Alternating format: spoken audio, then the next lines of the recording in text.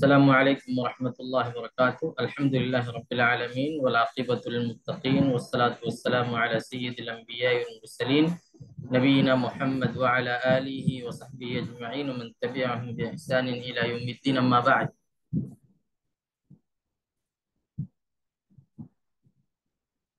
باہمی برتاؤ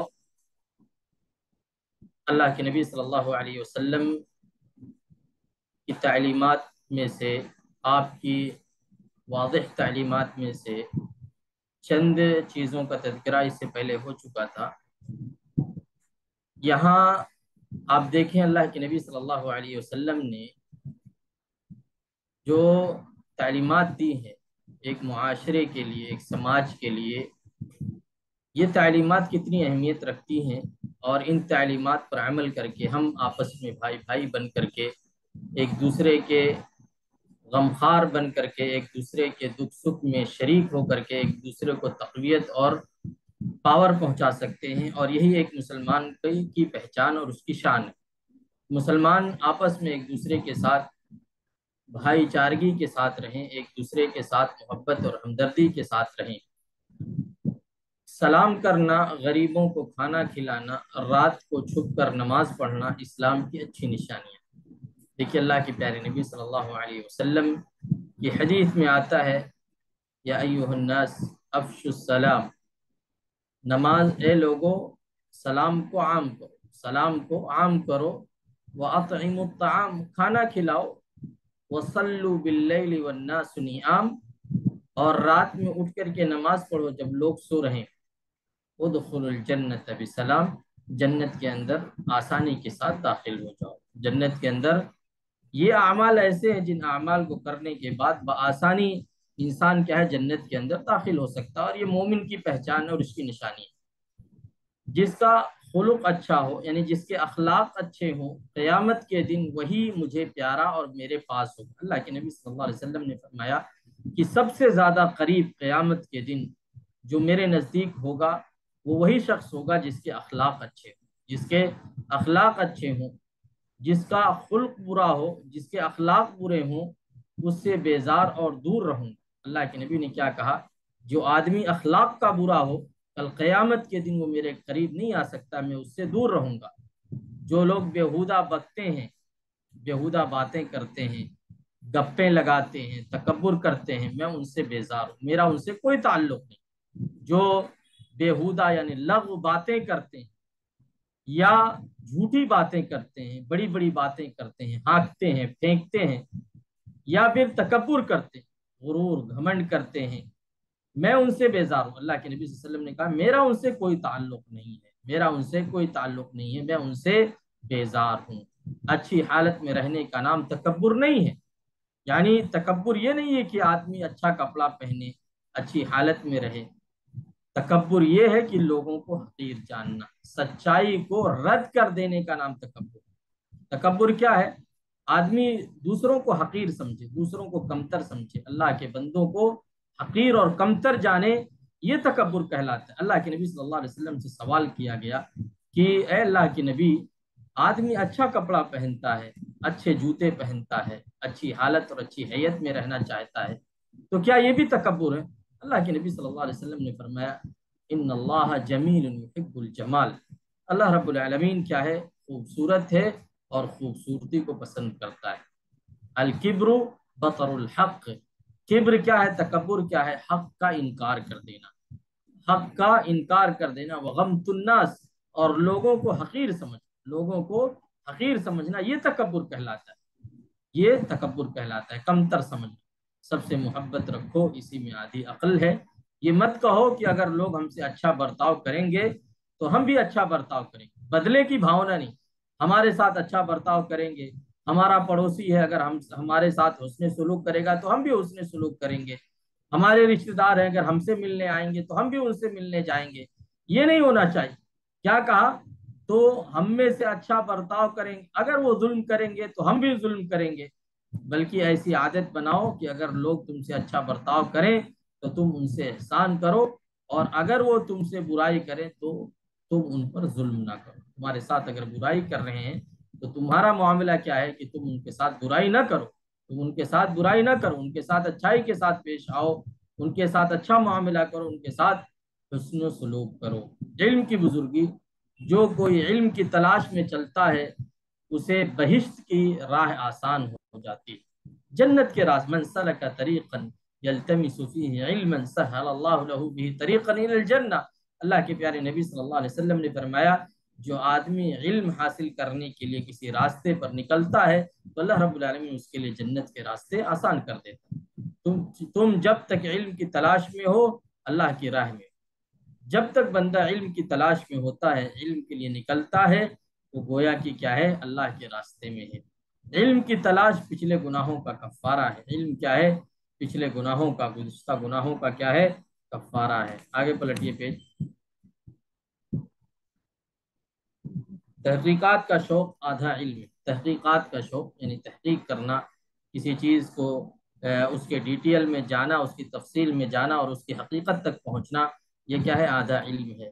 عبادت کی بزرگی سے علم کی بزرگی بہتر ہے، یعنی عبادت کر کے، یعنی ایسا نہیں ہے کہ آدمی اب عبادت چھوڑ دے، لیکن علم کیا ہے؟ علم کے ذریعے سے آدمی کے اندر خشوع و خضوع آ جاتا ہے، علم کے ذریعے سے آدمی کے اندر عاجزی آ جاتی ہے، علم کے ذریعے سے آدمی اللہ کے تقوی کا حامل بن جاتا ہے، اس کے اندر اللہ کا خوف، اللہ کی خشیت آ جاتی ہے۔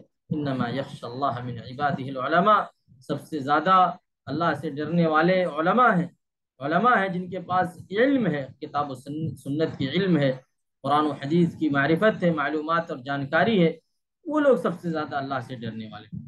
حکمت و دانائی کو اپنی گمشدہ چیز سمجھو، جہاں مل جائے لے لو۔ حکمت، الحکمت ضالۃ المؤمن، حکمت کیا ہے؟ مومن کا گمشدہ سرمایہ ہے۔ ومن یؤت الحکمت فقد اوتی خیرا کثیرا، اور جسے حکمت دے دیا گیا اسے بہت ساری بھلائیاں دے دی گئی۔ حکمت کا مل جانا یہ بہت بڑی نعمت ہے۔ اللہ رب العالمین نے لقمان کے تعلق سے کہا ہم نے لقمان کو حکمت دی تھی۔ حکمت و دانائی، کسی چیز کو صحیح طریقے سے سمجھ جانا، اس مسئلے کی حقیقت تک پہنچ جانا، یہ سب کو نہیں ملتا ہے، اللہ تعالیٰ جسے نوازتا ہے اسی کو ملتا ہے۔ تو کہہ رہے ہیں حکمت کیا ہے؟ حکمت کو اپنی گمشدہ چیز سمجھو، کھوئی ہوئی چیز سمجھو، جہاں کہیں بھی حکمت مل جائے اسے لے لو۔ جو کوئی علم کو چھپاتا ہے اسے آگ کی لگام پہنائی جائے گی۔ من کتم علما، جس نے علم کو چھپا لیا، الجم بلجام من النار، اسے جہنم کی آگ پہنائی جائے گی، اسے آگ کا لگام پہنایا جائے گا، جہنم کی آگ کا لگام پہنایا جائے گا۔ جہاں علم اور علم اکٹھے ہوں ان سے بہتر کوئی دو چیزیں کہیں ایک جگہ اکٹھا نہ ملے۔ علم اور حلم، علم اور بردباری، سوجھ بوجھ سمجھ جہاں ہو جائے وہاں ان سے بہتر، ان دونوں چیزوں سے بہتر کوئی چیز نہیں ملے گی، ان دونوں چیزوں سے بہتر اکٹھی کوئی چیز نہیں مل سکتی ہے۔ لونڈی غلام اور خادم سے سنو، لونڈی غلام تمہارے بھائی ہیں، اللہ نے ان کو تمہارا ماتحت بنا دیا، جس کے پاس لونڈی یا غلام ہو اسے برابر کا کھلائے، برابر کا پہنائے، طاقت سے بڑھ کر اس سے کام نہ لے، مشکل کام میں آپ اس کو مدد دے، یعنی لونڈی اور غلام کو حقیر نہ سمجھے آدمی، وہ بھی تمہارے بھائی ہیں، تمہاری بہن ہیں، تمہارے ماتحتی میں اللہ نے رکھا ہے۔ اگر انہیں، جس کو بھی اللہ نے دیا ہے، اگر نوکر چاکر جس کے یہاں ہیں تو انہیں اچھا کھائے کھلائے پہنائے، اور بہت زیادہ ان کے اوپر بوجھ نہ ڈالے، بہت زیادہ ان کے اوپر بوجھ نہ ڈالے، ضرورت سے زیادہ، اس کی طاقت سے زیادہ اس کے اوپر کسی چیز کا بوجھ نہ ڈالے، اور اگر کوئی مشکل کام ہو تو اس میں اس کا ہاتھ بٹائے، اس کا ساتھ دے۔ لوڈی یا غلام کو آزاد کرنا اپنے آپ کو دوزخ سے چھڑا لینا ہے۔ ایک نے پوچھا خدمتگار کو کہاں تک معاف کیا جائے؟ نبی نے فرمایا دن میں 70 دفعہ۔ خدمتگار کو کتنی مرتبہ معاف کیا جائے؟ آپ نے فرمایا دن میں 70 مرتبہ۔ یہاں دعا کے تعلق سے، دعا آپ جانتے ہیں الدعاء هو العبادت، دعا ہی عبادت ہے، دعا عبادت کا لب لباب ہے، دعا عبادت کا مغز ہے، دعا عبادت کا نچوڑ ہے، دعا اصل عبادت ہے، دعا عبادت کی روح ہے، اور دعا بندے مومن کا ہتھیار ہے۔ اسی لیے آپ دیکھیں انبیاء علیہ الصلوۃ والتسلیم کی صفت بتائی گئی ہے کہ وہ اللہ سے دعائیں کرتے رہتے تھے، اللہ سے دعائیں کرتے رہتے تھے۔ ہم سب کو بھی اللہ سے دعائیں کرنا چاہیے، اللہ سے مانگنا چاہیے، اللہ کے سامنے اپنی عاجزی، بے بسی، تذلل، خاکساری، اپنی فقیری، محتاجگی کا اظہار کرنا چاہیے، اور جو کچھ بھی مانگنا چاہیے اللہ سے مانگنا چاہیے، کیونکہ دعائیں کیا ہے؟ تقدیر بدل دیتی ہیں۔ دعاؤں سے قسمت بدل جاتی ہے، دعاؤں سے مصیبتیں اور بلائیں ٹل جاتی ہیں۔ دعا بندے کو اللہ سے ملاتی ہے، مصیبت میں دل کو تسکین دیتی ہے، سکون ملتا ہے۔ مصیبت میں آدمی ہے، اللہ کی بارگاہ میں چلے جائے، اللہ کے سامنے کھڑے ہو جائے، اپنی عاجزی کا اظہار کرے، اپنی بے بسی کا اظہار کرے، اللہ رب العالمین سے روئے گڑ گڑائے، اللہ رب العالمین اس کے لیے کیا ہے، آسانیاں پیدا کر دیتا ہے، اسے سکون دے دیتا ہے، اسے سکون دے دیتا ہے۔ فراغت میں غفلت کو دور رکھتی ہے۔ فارغ آیا آدمی، کوئی کام نہیں ہے، تو کیا ہے، دعائیں کرتا رہے، تو اس سے غفلت کیا ہو جاتی، ختم ہو جاتی۔ نبی صلی اللہ علیہ وسلم نے جو دعائیں ہم کو سکھلائی ہیں، ان سے اسلام کی تعلیم بھی معلوم ہو جاتی ہے، اور سیاہ دلوں کی زنگ بھی صاف ہو جاتی ہے، کالے دھبے جو دلوں پر لگ جاتے ہیں گناہوں کی وجہ سے، کلا بل ران علی قلوبہم ما کانوا یکسبون، ہرگز نہیں بلکہ ان کے دل سیاہ ہو چکے ہیں، زنگ آلود ہو چکے ہیں، ان کے گناہوں کے سبب، ان کے کرتوتوں کے سبب، ان کے کارناموں کے سبب گناہ کیا ہو جاتے ہیں، کالے ہو جاتے ہیں، سیاہ ہو جاتے ہیں۔ اللہ کے نبی صلی اللہ علیہ وسلم کی ایک حدیث کہ جب بندہ کوئی گناہ کرتا ہے تو اللہ تعالیٰ اس کے دل پر ایک سیاہ نقطہ رکھ دیتا ہے، سیاہ دھبا رکھ دیتا ہے۔ جب جب بندہ گناہ کرتا جاتا ہے، گناہ کی عوض میں، گناہ کے بدلے دل پر کالا نقطہ بڑھتا جاتا ہے۔ اگر بندہ توبہ کر لے، رجوع کر لے، اگر اللہ کی بارگاہ میں مغفرت کا مطالبہ کرے، تو اللہ تعالیٰ اس کے دل کو صاف کر دیتا ہے، اس کے دل کو صاف کر دیتا ہے، اس کے دل پر لگا ہوا گناہوں کا جو دھبا ہے، جو زنگ ہے، اللہ تعالیٰ اسے ماج دیتا ہے، اسے صاف کر کے اس کے دل کو بالکل صاف شفاف بنا دیتا ہے۔ جو دعائیں لکھی جاتی ہیں، بہتر ہے کہ ان کو حفظ کر لو اور اللہ سے اسی طرح دعا کیا کرو۔ دعا صبح و شام کے اذکار ہیں، پیارے نبی صلی اللہ علیہ وسلم نے سکھائے ہیں اور آپ نے خود کیا ہے۔ ان دعاؤں کا اہتمام ہم نے خصوصی طور پر کرنا چاہیے۔ اللہ تعالیٰ ہم سب کو توفیق دے۔ آدمی فارغ اوقات میں یہاں وہاں کی باتیں کرتے رہتا ہے، لیکن توفیق نہیں ملتی کہ وہ سبحان اللہ، الحمدللہ، ولا الہ الا اللہ، واللہ اکبر، یہ کلمات پڑھتا رہے، یا سبحان اللہ، سبحان اللہ وبحمدہ، سبحان اللہ العظیم، یہ کلمات، دو کلمات، اس کی اتنی بڑی قیمت ہے۔ صحیح بخاری کی وہ آخری حدیث، کلمتان خفیفتان علی اللسان ثقیلتان فی المیزان، سبحان اللہ وبحمدہ، دو کلمے ہیں، آسان ہے بہت زبان پر، لیکن میزان میں، ترازو میں ان کا وزن بہت زیادہ ہے۔ حبیبتان الی الرحمن، رحمان کے نزدیک بہت ہی پیارے کلمات ہیں یہ، رحمان کے نزدیک بہت ہی پیارے کلمات ہیں یہ، اور وہ کون سے ہیں؟ سبحان اللہ وبحمدہ، سبحان اللہ العظیم، سبحان اللہ وبحمدہ، سبحان اللہ العظیم۔ بہرحال دعاؤں کا اہتمام کرنا چاہیے۔ میں زمین اور آسمان کے پیدا کرنے والے کی طرف یکسو ہو کر اپنا منہ کرتا ہوں، میں اس کے برابر کا کسی کو نہیں سمجھتا، میں اس کے برابر کا کسی کو نہیں سمجھتا۔ میری بدنی عبادتیں، مالی صدقے، میرا جینا میرا مرنا جہاں کے مالک پروردگار کے لیے ہے، یعنی میرا جینا میرا مرنا، ان صلاتی و نسکی و محیای و مماتی للہ رب العالمین۔ ایک مومن کو ہمیشہ یہی ہونا چاہیے کہ میری زندگی اللہ کے لیے ہے، میری موت بھی ہو تو اللہ کے لیے ہو، میری عبادتیں ہیں اللہ کے لیے ہیں، میرا صدقہ و خیرات ہے اللہ کے لیے ہے، میرا اٹھنا بیٹھنا چلنا پھرنا سب اللہ رب العالمین کی مرضی کے مطابق ہونا چاہیے۔ بے شک مجھے حکم ہے کہ میں کسی کو پروردگار کے برابر کا نہ سمجھوں، اور اپنے سر کو اسی کی درگاہ پر رکھوں، اور اپنا یہ سر جو ہے وہ کہیں اور نہ جھکاؤں، رب کے دربار میں جھکاؤں، اللہ کے سامنے جھکاؤں۔ اے اللہ، اے بادشاہوں کے بادشاہ، پالنہار، تیرے سوا کوئی بھی نہیں جس کی بندگی کی جائے، میں تیرا بندہ ہوں، اپنی جان پر ظلم کر چکا ہوں، اب اپنے گناہوں کا اقرار کرتا ہوں، تو میرے گناہوں کو معاف کر دے، کیونکہ تیرے سوا گناہوں کو اور کوئی بھی معاف نہیں کر سکتا۔ اے مالک مجھے اچھے اے مالک مجھے اچھے سبھاؤ اور نیک عادتوں پر چلا، اچھے سبھاؤ اور نیک عادتوں پر چلا، بے شک ایسی ہدایت تو ہی دے سکتا ہے۔ اے مالک مجھے برے سبھاؤ اور بدخلقی سے بچا لے، بے شک تو ہی مجھے اس سے بچا سکتا، یعنی بری عادتوں سے، برے اخلاق سے، برے طور طریقے سے، برے چلن سے اللہ مجھے بچا لے، تو ہی بچا سکتا ہے۔ میں تیرے حضور میں حاضر ہوں، تیرا حکم ماننے کو تیار ہوں۔ اے مالک، بہتری اور نیکی کی سب قسمیں تیرے ہاتھ میں ہیں اور بدی کو تیرے طرف لگاؤ نہیں۔ اے مالک، بڑی برکتوں اور بلندیوں والے، میں تجھ سے اپنی بخشش کا سوال کرتا ہوں۔ الہی، میں تجھے سجدہ کرتا ہوں، تجھ پر ایمان رکھتا ہوں، تیرے سامنے اپنے سر کو جھکاتا ہوں۔ میرا چہرہ اسے سجدہ کرتا ہے جس نے مجھے پیدا کیا، میری صورت بنائی جس نے چہرے کے ساتھ سننے والے کان، دیکھنے والے آنکھیں لگائی۔ اللہ بڑی برکتوں والا ہے، بڑی رحمتوں والا ہے، پیدا کرنے کی طاقت اس میں اعلیٰ و احسن ہے۔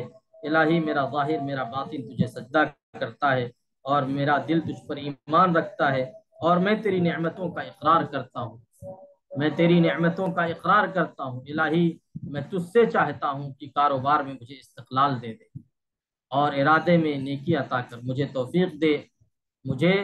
توفیق دے کہ تیری نعمت کا شکر کروں، کہ تیری نعمت کا شکر کروں، تیری نعمتوں کا اقرار کروں، تیری عبادت اچھی طرح بجا لاؤں، تیری عبادت اچھی طرح بجا لاؤں۔ الہی، میرے دل کو عیبوں سے پاک کر دے اور زبان کو سچائی سکھلا دے، دل کو عیبوں سے پاک کر دے اور زبان کو سچائی سکھلا دے، کہ جب بھی میں کوئی بات کروں تو سچی بات کروں، زبان سے کوئی جملہ نکلے تو سچ نکلے۔ الہی، میرے دین کو سنوار دے، اس میں میرا پورا پورا بچاؤ ہے، میرے دنیا کو سنوار دے، اس میں میرا گزران ہے۔ اللهم اصلح لي ديني الذي هو عصمة امري، واصلح لي دنياي التي فيها معاشي، واصلح لي آخرتي التي فيها معادي۔ پیارے نبی نے یہ دعائیں سکھلائی ہیں، یہ دعائیں سکھلائی ہیں۔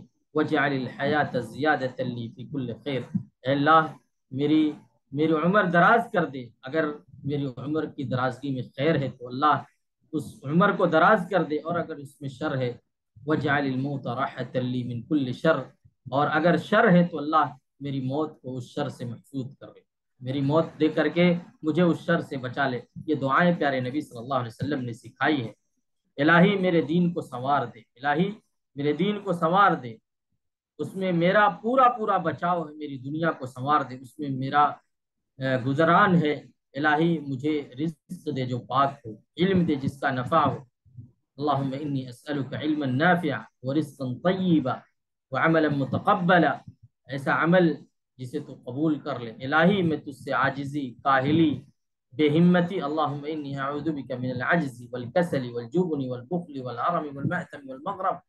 یہ دعائیں اللہ کے نبی صلی اللہ علیہ وسلم نے حد درجہ کمزوری، ضعیفی، عذاب قبر سے پناہ مانگتا ہوں۔ الہی، میرے دل کو پرہیزگاری دے، اسے پاک کر دے، تو ہی سب سے بڑھ کر کے اور تو ہی میری جان کا والی اور کارساز ہے۔ الہی، جس علم میں نفع نہ ہو، جس دل میں تیری بزرگی نہ ہو، جس نفس میں قناعت نہ ہو، جو دعا قبول نہ ہوتی ہو، میں ان سب سے تیری پناہ چاہتا ہوں۔ الہی، ہمارے دلوں میں الفت بھر دے، ہماری حالتوں کو درست بنا دے، ہم کو سلامتی کی راہ پر چلا، ہم کو اندھیرے سے نکال کر روشنی دکھلا دے۔ الہی، ہم کو کھلے اور چھپے فحش سے پاک کر دے، یعنی